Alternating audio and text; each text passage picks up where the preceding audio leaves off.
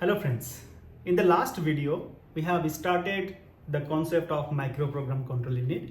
We have discussed the basic of microprogram control unit in the last video. In this video we'll use the same concept in Booth multiplication, means we'll see how to design a microprogram control unit for Booth multiplier for two signed binary multiplication. So without wasting your time, let's start the video. In the last class, we discussed about the Wilkes block diagram for microprogram control unit, right? This was the block diagram which we discussed, and this block diagram was proposed by Wilkie. Fine. This was the basic block diagram for microprogram control unit. Now, if you did not watch my previous video, please go and watch the last lecture, then only you will understand today's lecture.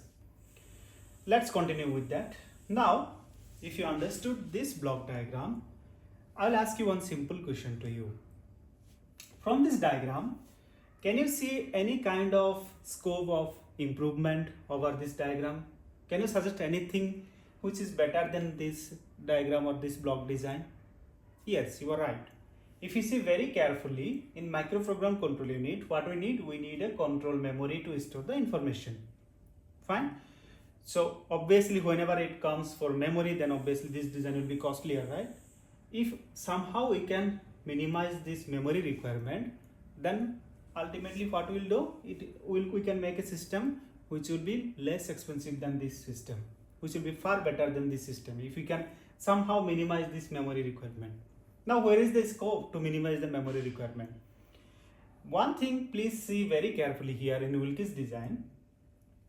To decide what is the next instruction, what is the next micro instruction I will execute, I need this next address field. So for this particular example where I had only 8 different states, for that I need 3 bits, so that these 3 bits will tell me what is the next micro instruction I have to execute. Now consider a system having more number of states. Suppose 1000 states I have. Now to represent or to get any one of these 1000 states, how many bits I need? Many bits I need, right? That means I need more memory. For what? More memory for what? Just to store the address of the next micro instruction. Just to get the address of the next micro instruction, right? Now you may ask, yes, this is the procedure we know, then what else we can do? Is there any better opportunity? Is there any better option we have? Yes, we have. What is that better option? Remember, whenever we discussed about registers, we discussed about one very special purpose register called PC. The full form of PC was program counter. Can you remember that? What is the major role of program counter? We know in each CPU, we have already a general purpose register, which is program counter, and the basic task of PC is to hold the address of the next instruction to be executed. Can you remember that? That means unnecessarily, instead of using some bits to get the next instruction to be executed, if we can make use of our PC, which is already there in our system, and I know PC is able to hold the address of the next instruction by default.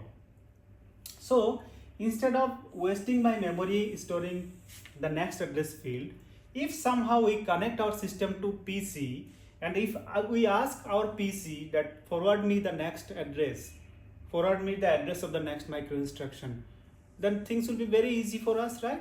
No need to store any next address field. So like this we can save a huge memory also. Yes. So in modern days computer, that is the actual design of microprogram control unit. This is the old days architecture. In modern days, we never use next address field. Instead of next address field, what we do? We use that special purpose register program counter here to get the next address field. You understood that? Now, since we are dealing with microprogram, we won't say it as PC directly. We will say as microprogram counter. MPC will say, but the functionality is same. Microprogram counter. MPC will give you the instruction of address of the next instruction to be executed. Fine. So now we'll have a new block diagram which is used in modern days microprogram control unit. So how this new diagram or new block diagram looks like? The new microprogram control unit looks like. Fine. As I told you, What are the important things we'll have in our modern day microprogram control unit? We'll have MPC or microprogram counter, which will tell me the address of the next micro instruction to be executed. Now don't get scared by seeing this diagram. I'll try to make it very easy. Now this MPC will send the address to control memory. There is no separate address field here. Whatever address you have, so it will send to control memory, and based on the signal it will activate the control signals. Whatever control signals you need for that particular state, it will be activating. Now control field is necessary. You cannot skip it. In microprogram control unit, this set of control signals or control memory you should have. You cannot skip that. Just we are skipping address field, next address field, right? Now see, by default your MPC will send the next instruction address sequentially, right? Instruction number 1, 2, 3, 4, 5 like that. But we cannot always go sequentially. There may be some branch, loop or jump statement. If we get some branch, loop or jump statement, then there should be someone to tell my MPC that don't go sequentially. There is a branch or jump. Please go to that particular state. Don't send the next immediate address. You have to go to that particular state because you got a jump, you got a branch, you got a loop, right? There should be someone who will tell me from this input line to my MPC, I will come to know whether I shall increment by 1, means whether I shall go for the next instruction immediately, or shall I go for some jump or branching. By default it is increment, means go for the next address. If there is a condition or jump, we'll send load. Load means don't start executing immediately for the next address. Rather than that, wait for the address where you have to go. That means for jump or branch or looping, what we will do? We'll send the particular state number from here to MPC if there is any branching. First of all, if there is any branch, we'll activate this load signal here. Then I will send the particular state where I have to move. If there is no branch, no loop, then it will be INC, and I won't send any address also. It will be sequential. You understood that? Now, there may be multiple conditions, right? There may be multiple branching, multiple conditions. Now, which condition I got, and if I get this condition, where shall I go? Who will decide that? To minimize all this confusion, we have multiplexer here. Fine. What is the functionality of multiplexer here? The functionality is we'll have all the conditions this side as input to my multiplexer. What are the conditions? It may be anything. Maybe condition number 1 is x greater than y. Condition number 2 is y greater than z. You understood that? For each condition, I'll have one input line to my marks. You understood that? By default, if there is no condition, then I will send 0, 0, 0. 0, 0, 0 means the first input. You understood that? First input means there is no condition. No condition means increment. Increments means don't go for any branch, go sequentially. If there is any condition, then I will go for maybe second line. Second input line may be x greater than y. This is a condition. If this is satisfied, then I will go for the particular address and so on. Now, how to select one of these conditional statements? I have multiple conditions here. How to select it? Remember one thing, whenever I have multiple conditions, by default this 0, 0, 0 is no condition. So it will be by default input, fine.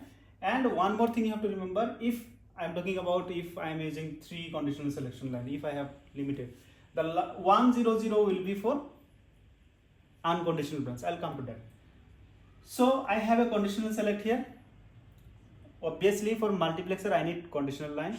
This conditional line will help me to choose any one of these conditions. If it is 0, 0, 0 means first condition, and I told you first condition means no condition only. This is no condition. If 0, 0, 1, I have some condition where it is there as a first input, so I'll select this. 0, 1, 0, next condition. This is how we'll select the conditions. I hope this block diagram is somehow clear for you, if not 100% also. It will be more clear when we discuss in the next slide, and we have an example also. It will be more clear to you.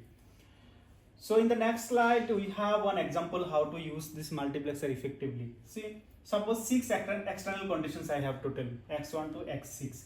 So how do I store that? So this conditional select field and multiplexer can be organized as, if conditional select is 0, 0, 0, then multiplexer output is 0. Means MPC incremented, there is no branch, whatever I said as of now. If it is 1, 1, 1, multiplexer output is 1, unconditional branching. Sorry, last time I said 1, 0, 0, it's 1, 1, 1, last input line. If it is 1 1 1, you have to understand that there are some branching or jumping, but without any condition. There is no condition, still you have to jump.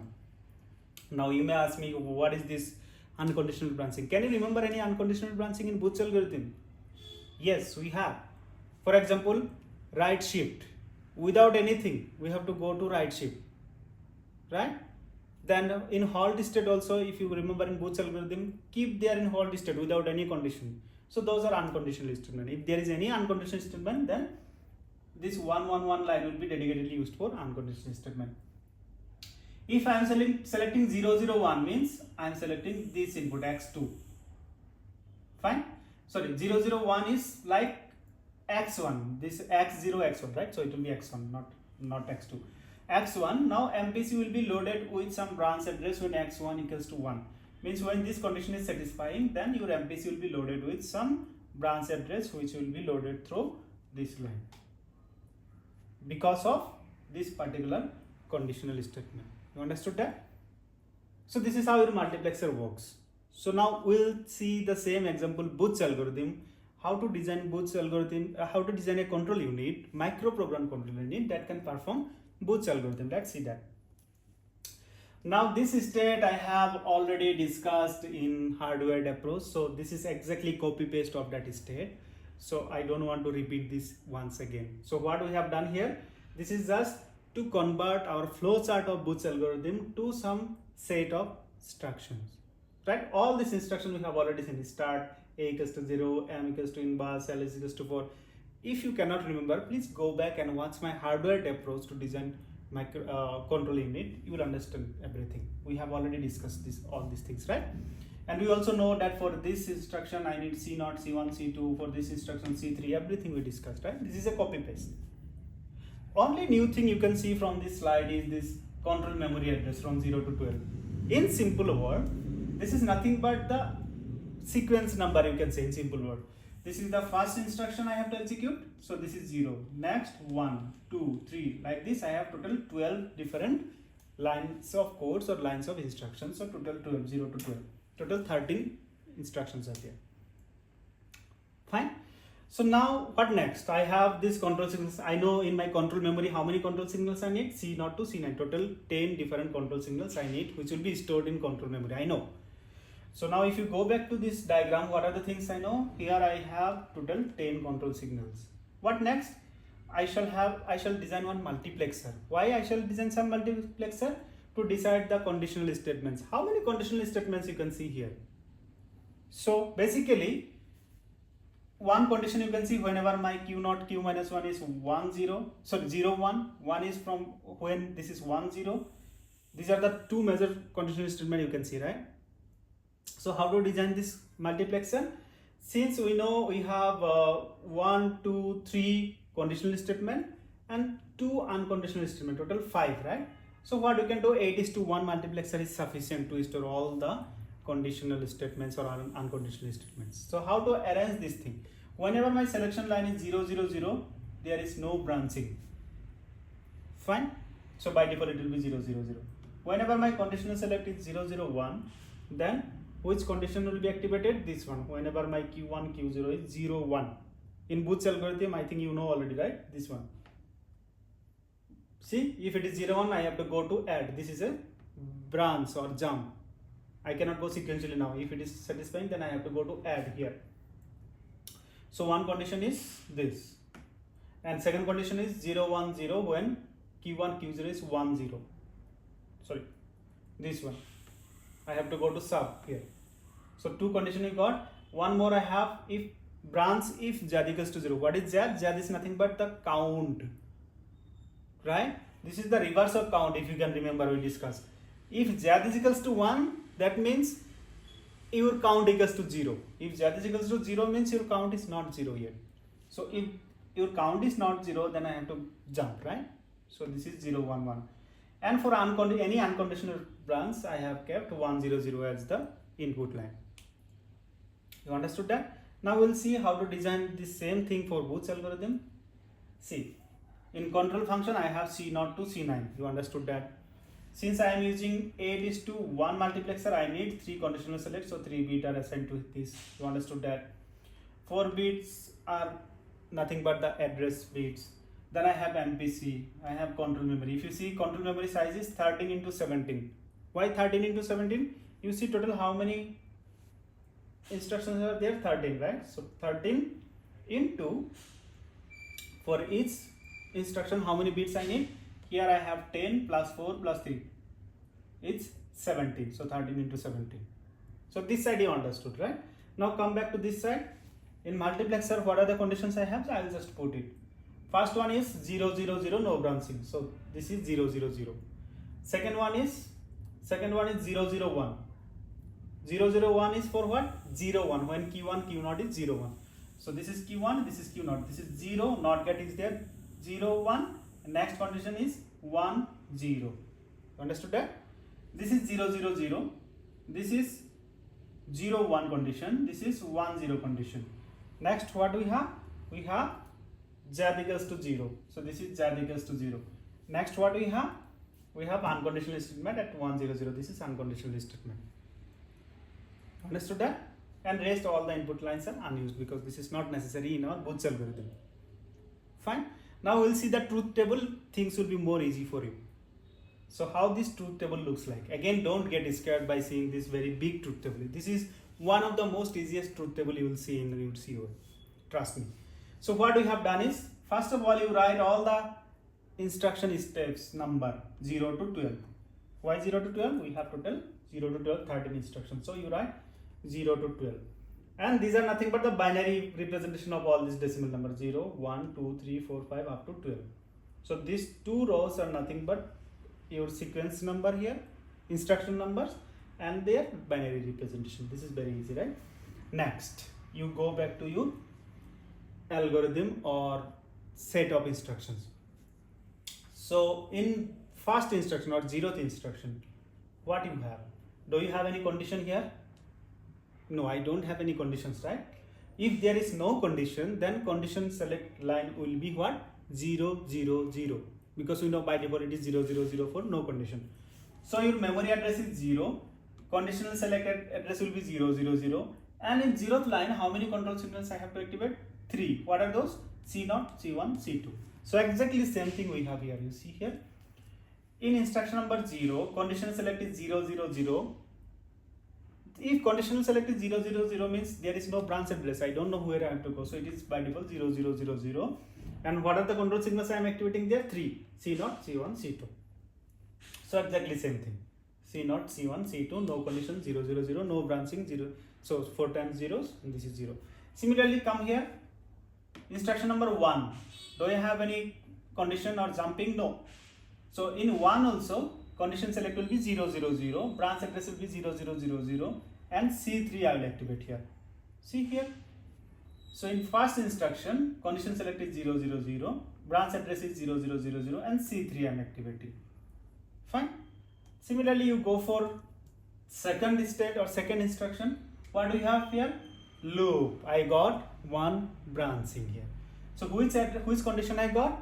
0 1. So for 0 1, what is the code? What is the conditional select?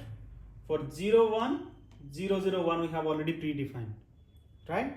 That means for instruction number 2 or third instruction, the conditional select will be 0 0 1. Why 0 0 1? We have already predefined, right? Because of 0 1.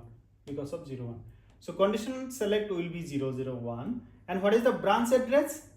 Will it be 0 0 0 0? No. I have to jump somewhere. Where I have to go? Go to add. Where is add? Here. In instruction number 5 or state number 5.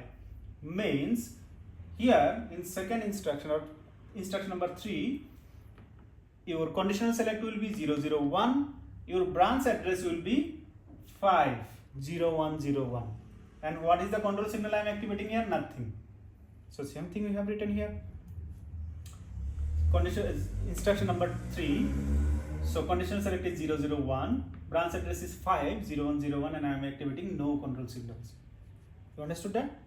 Similarly, in this instruction number 4 actually, this one, what I am doing, I have one more condition. Which is the condition? 1 0. For 1 0, what will be my condition select? For 1 0, it is 0 1 0. That means here at instruction number 3, my conditional select will be 0, 1, 0. And where I have to go? Sub means the branch address will be 7. In 7 I have sub. You understood that? So check it, and there is no control signal to be activated, right? So check it here. Branch address is, so conditional select is 0, 1, 0, and branch address is 7 here, and there is no condition, there is no control signal. You understood that? Similarly, check here instruction number 4. So here what I am doing, I have go to right shift. What it is? Can you tell me what will be my conditional select now? This is an unconditional branching, right? There is no condition, but still I have to go to right shift without any condition. Means unconditional statement. For unconditional statement, what is the conditional select? Unconditional branching is 1, 0, 0. That means in this 4th instruction, your conditional select will be 1, 0, 0, and branch address will be what? Right shift. Where is my right shift? Here, 8. So here you will write 1, 0, 0 as conditional select, and the right shift is here in 8. So 1, 0, 0, 0 will be your branch address, and there is no control signal here also. Check it. So here see 1, 0, 0 is your conditional select, 8 is your branch address, there is no control signals. I hope you understood that, right? How it works. If you understood, then tell me the last step. Now we can follow this same thing. So at instruction number 12, what will be my control selection line? Can you tell me what will be my conditional select? Yes, it is 1, 0, 0. Why? There is no condition, but still I have to go to some other state where I will see that, but there is a jumping or there is a branching, right? Without any condition.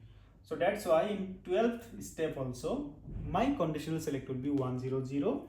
Next, my branch address will be what? 12 only, right? I will be there in 12 only. Go to halt. Halt is in 12 only. So my branch address will be 12. Conditional select will be 1, 0, 0, and there is no control signal. See here. At 12, 1, 0, 0 is the conditional select, and here it is. This is nothing but 12, and this side I don't have any control signal to be activated.